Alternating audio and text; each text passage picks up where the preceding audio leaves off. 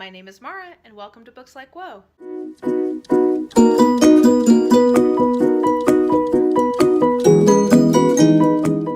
So today is another entry in my kind of where to start genre of videos, because I think sometimes we don't read certain books because we feel intimidated or we aren't really sure where to begin. Alternatively, sometimes we have had maybe one bad experience with a certain type of book and are a little gun shy about dipping our toes back in, which is completely understandable. But today what I want to talk about is 5 short story collections to try if you think that you don't like short stories. Now, if you've been around my channel very long, you probably know that I love short stories. I think that they're a fantastic solution for busy people who want to kind of get their reading in digestible chunks, because they're not that much of a time commitment, right? Like, a lot of times they're 30 to 40 pages and you get a complete story. To be fair, if you are reading a bad short story, then you will get a complete story that doesn't feel very satisfying. But if you can find a good collection, you will be getting complete stories that are satisfying. So what I want to do today is kind of point folks in the direction of a variety of different types of short stories, hopefully,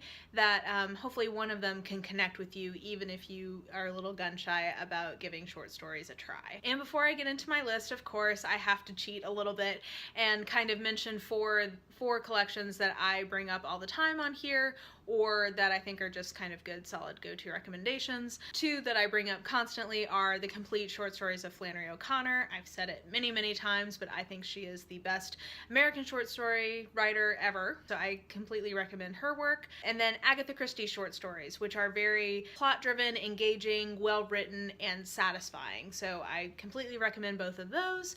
And then another 2 ideas about places you could start. One is The 10th of December from George Saunders. I would characterize him as very modern, or like, he's very of the moment, right? Of the last 10 years of short story writing. I feel like he's a really good reflection of kind of where the genre is at right now in its most interesting form. And 10th of December has a lot of sort of magical realism or futuristic type themes that I think are really interesting and could be a winner. The other recommendation, before I get into my actual list, is any best of collection. Like, I think, here I've got Best American Short Stories of the Last Century. That was edited by John Updike. And I think these collections are a great place to start if you are looking for kind of literary short stories, if that's something you're open to. They're really wonderful collections that come out every year and could point you in the direction of some folks doing good work here today in 2017 or whatever year you're watching this in. So with those cheater recommendations out of the way, let's get into my actual top 5. The first collection I want to recommend is Favorite Father Brown Short Stories from G.K. Chesterton. G.K. Chesterton, if you've never tried any of his writing, is somebody who writes with extraordinary clarity and a lovely sense of humor underlying pretty much anything he ever writes.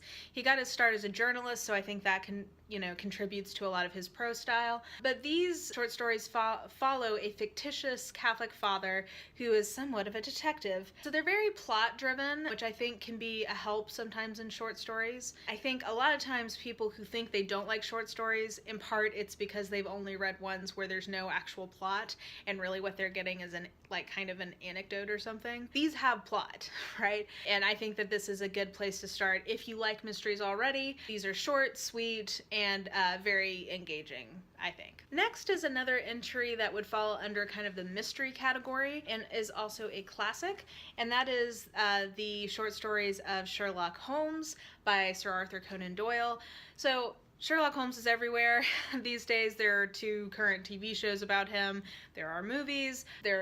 He's inspired countless kind of detectives in his wake, but you really can't beat the originals. So these original short stories are all very short. They're not long, and they have just crackerjack mysteries in them, right? I feel like I don't have to explain Sherlock and Watson to people because they're sort of ubiquitous. So I'll just say, if you've never actually tried reading the original source material, it holds up. It's really fun. I'd highly recommend this as a vacation read when you're traveling because you can dip in and out of it really easily. And I just completely recommend these. And again, I think this is a good solution for folks who don't like short stories because they feel like nothing happens in them. Shit happens in this, so you don't have to worry about that. Next is kind of a risky suggestion, I guess, but I think that this could work for the right reader, and that's The Bloody Chamber from Angela Carter. If you're not familiar with Angela Carter, I think she's one of the most significant kind of modern / postmodern feminist novelists or fiction writers of the 20th century. And this particular collection, which is very slim, you can see there's not a lot of them, but it's essentially kind of twisted retellings of fairy tales from a feminist perspective. Now, if the feminist piece puts you off, well, that's fine.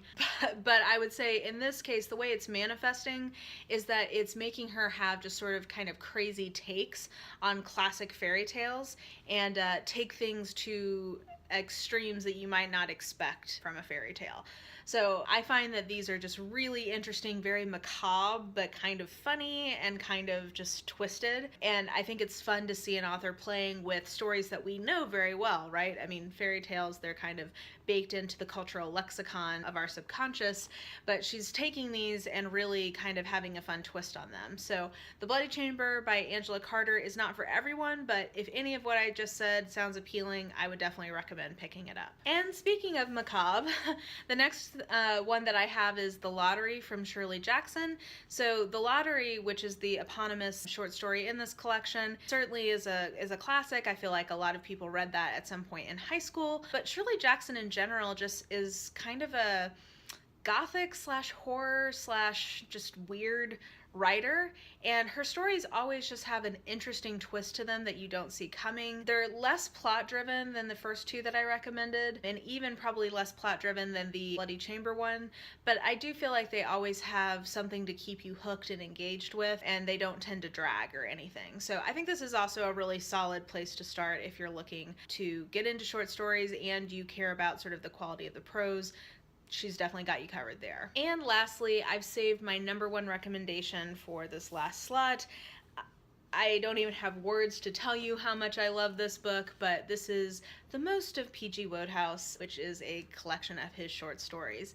Now, P.G. Wodehouse, if you've never read him, is probably best known for Jeeves and Wooster. So if you've ever heard of a butler called Jeeves, this is where it comes from. And he's just so hilarious. Like, these are so funny. If you enjoy wry humor, if you enjoy sort of the British sarcasm or irony that you might find in something like Hugh Laurie and Stephen Fry's skits, I think, well, and they actually played Jeeves and Wooster in a adaptation on the BBC, but that is the type of humor that you'll find in here.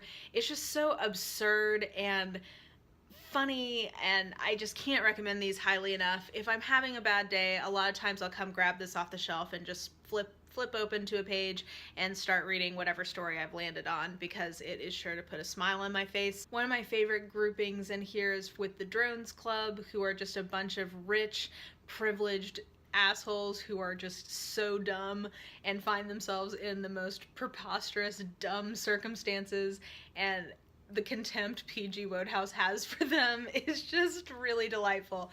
Anyway, I can't say enough about this. I think if you like British humor at all, I would highly recommend trying this. These are just super fun and a really kind of just humorous road into short stories for my money. So those are my 5 recommendations of short story collections to entice somebody who doesn't normally read short stories into giving them a try.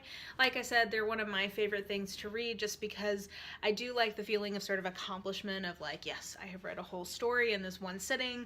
I don't have any kind of suspense as I get up to go about my day. Anyway, if you have recommendation of some of your favorite short stories, I'd certainly love to hear them in the comments below. As always, like, subscribe, follow me on the social medias if you are so inclined. And yeah, I think that about does it. I hope you guys are having a fantastic day, and I will just talk to you later. Bye!